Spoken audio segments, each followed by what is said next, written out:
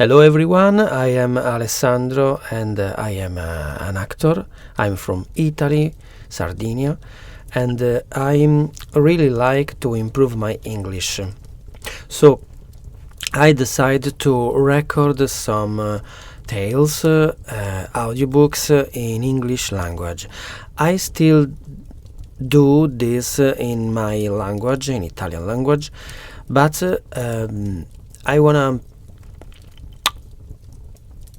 I want to grow up my skills. So if you are English or if you speak English better than me, and if you want to give me some correction and suggest, I'm here for you. Okay, let's begin with some tales from the Tales of Beedle the Bard by J.K. Rowling. Thank you for the listening. 2. The Fountain of Fair Fortune. High on a hill, in an enchanted garden, enclosed by tall walls and protected by strong magic, flowed the Fountain of Fair Fortune. Once a year, between the hours of sunrise and sunset on the longest day, a single unfortunate was given the chance to find their way to the fountain, bathe in its waters, and receive fair fortune for evermore. On the appointed day, hundreds of people traveled from all over the kingdom to reach the garden walls before dawn. Male and female, rich and poor, young and old, of magical means and without, they gathered in the darkness, each hoping that they would be the one to gain entrance to the garden. 3 witches, each with her burden of woe, met on the outskirts of the crowd, and told one another their sorrows as they waited for sunrise. The first, by name Asha, was sick of a malady no healer could cure. She hoped that the fountain would banish her symptoms and grant her a long and happy life. The second, by name Althida, had been robbed of her home, her gold, and her wand by an evil sorcerer. She hoped that the fountain might relieve her of powerlessness and poverty. The third, by name Amata, had been deserted by a man whom she loved dearly, and she thought her heart would never mend. She hoped that the fountain would relieve her of her grief and longing. Pitying each other, the 3 women agreed that, should the chance befall them, they would unite and try to reach the fountain together. The sky was rent with the first ray of sun, and a chink in the wall opened. The crowd surged forward, each of them shrieking their claim for the fountain beneath. Creepers from the garden beyond snaked through the pressing mass and twisted themselves around the first witch, Asha. She grasped the wrist of the second witch, Althida, whose sides tied up on the robes of the third witch, Amata. And Amata became caught up on the armor of this mal-looking knight who was seated on a bone-thin horse. The creepers tugged the 3 witches through the chink in the wall, and the knight was dragged off his steed after them. The furious screams of the disappointed throng rose up in the morning air, then fell silent in the garden walls sealed once more. Asha and Althida were angry with Amata, who had accidentally brought along the knight. Only one can bathe in the fountain. It will be hard enough to decide which of us it will be without adding another. Now, Sir Luckless and the knight was now in the land outside the walls. Noma observed that these were witches, and having no magic, nor any great skill at jousting or duelling with swords, nor anything that distinguished the non-magical man, was sure that he had no hope of beating the free woman to the fountain. He therefore declared his intention of withdrawing outside the walls again. At this, Amata became angry too. "Faint-heart," she chided him, "drive your sword, knight, and help us reach our goal." And so the three witches and the forlorn knight ventured forth into the enchanted garden, where rare herbs, fruit, and flowers grew in abundance on either side of the sunlit path. They met no obstacle until they reached the foot of the hill on which the fountain stood. There, however, wrapped around the base of the hill, was a monstrous white worm, bloated and blind. At their approach it turned a full face upon them and uttered the following words: "Pay me the proof of your pain." Sir Luckless drew his sword and attempted to kill the beast, but his blade snapped. Then Althea cast rocks at the worm, while Asha and Amata essayed every spell that might subdue or entrance it, but the power of their wands was no more effective than their friend's stone or the knight's steel. The worm would not let me pass. The sun rose higher and higher in the sky, and Asha, despairing, began to weep. Then the great worm placed its face upon hers and drank the tears from her cheeks. Its tears assuaged, the worm slithered aside and vanished into a hole in the ground. Rejoiced at the worm's disappearance, the three witches and the knight began to climb the hill, sure that they would reach the fountain before noon. Halfway up the steep slope, however, they came across swords cut into the ground before them. "Pay me the fruit of your labors." Sir Luckless took out his only coin and placed it upon the grassy hillside, but it rolled away and was lost. The three witches and the knight continued to climb, but though they walked for hours more, they advanced not a step. The summit came no nearer, and still the inscription lay in the air before them.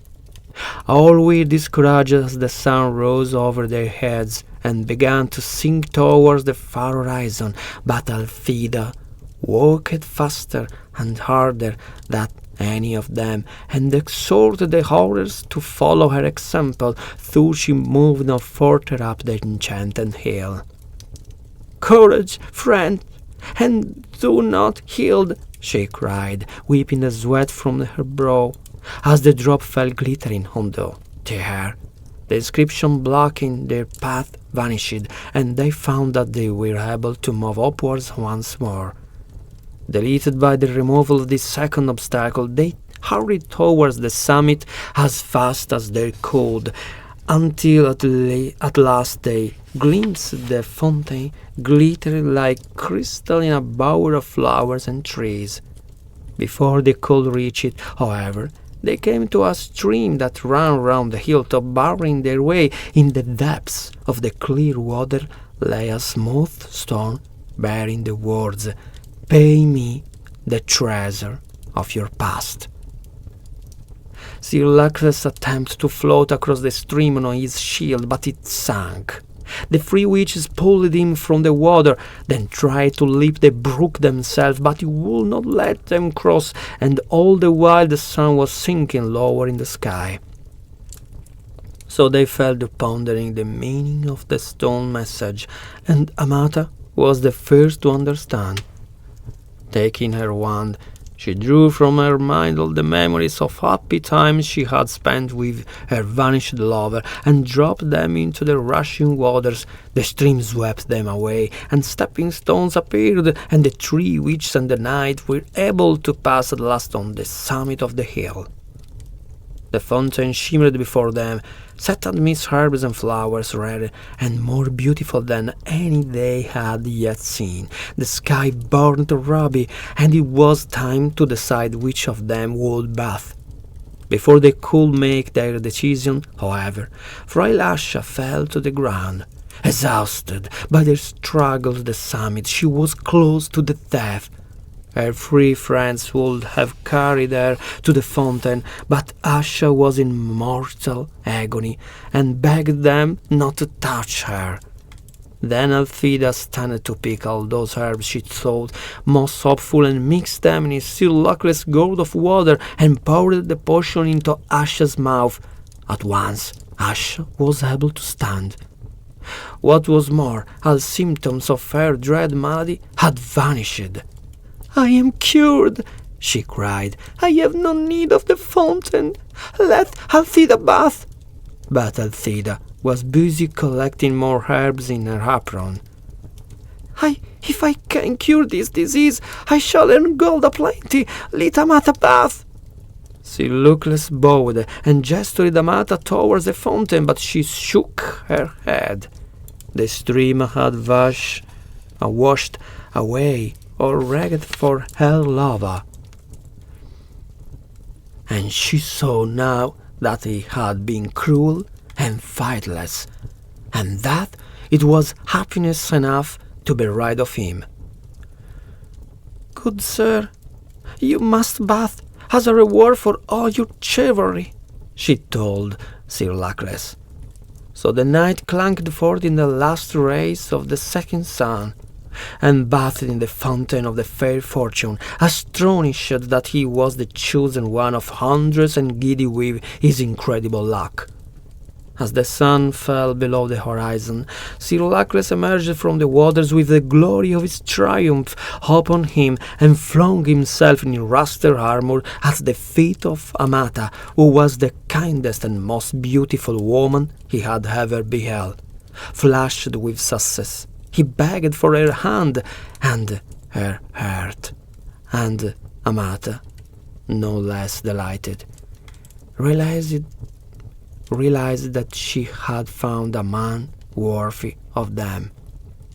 The three witches and the knight set off down the hill together, arm in arm, and all four led long and happy lives, and none of them ever knew or suspected that the fountain's waters carried no enchantment at all.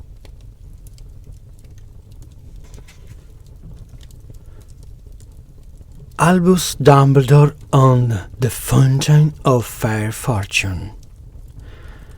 The Fountain of Fair Fortune is a perennial favorite, so much so that it was the subject of the sole attempt to introduce a Christmas pantomime to a Hogwarts festive celebration.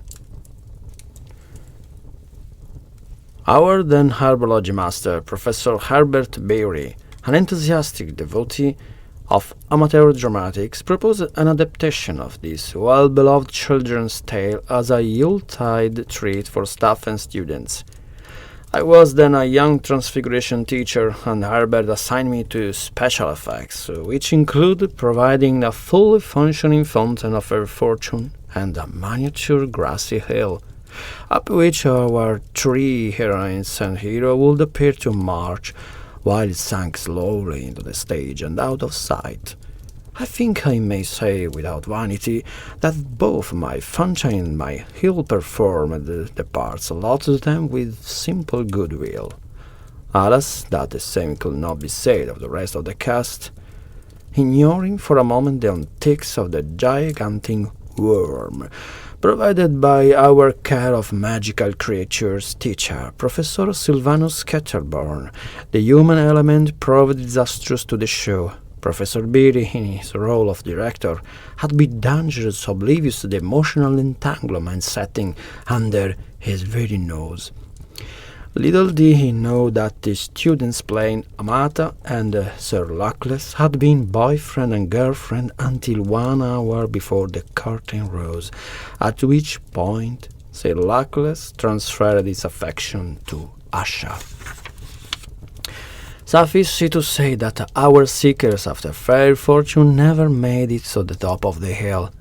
The curtain had barely risen when Professor Kettlebroom's worm, now revealed to be an Schwinder with an engorgement charm upon it, exploded in a shower of the hot sparks and dust, filling the great hall with smoke and fragments of scenery, while the enormous fiery exit Adelaide at the foot of my hill ignited the flowerbirds.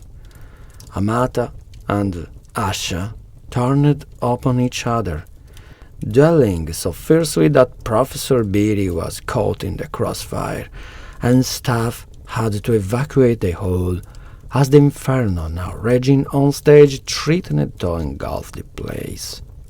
The night's entertainment concluded with a packed hospital wing. It was several months before the great hall lost its pungent aroma of wood smoke, and even longer before Professor Beedle had reassumed its normal proportions and Professor Kettleburn was taken off probation. Headmaster Armando Dippet imposed a blanket ban on future pantomimes, a proud, non-theatrical tradition that Hogwarts continues to this day. Our dramatic fiasco notwithstanding, the Fountain of Fair Fortune is probably the most popular of Beedle's tales, although just like the Wizard and the Hopping Pot, it has its detractors.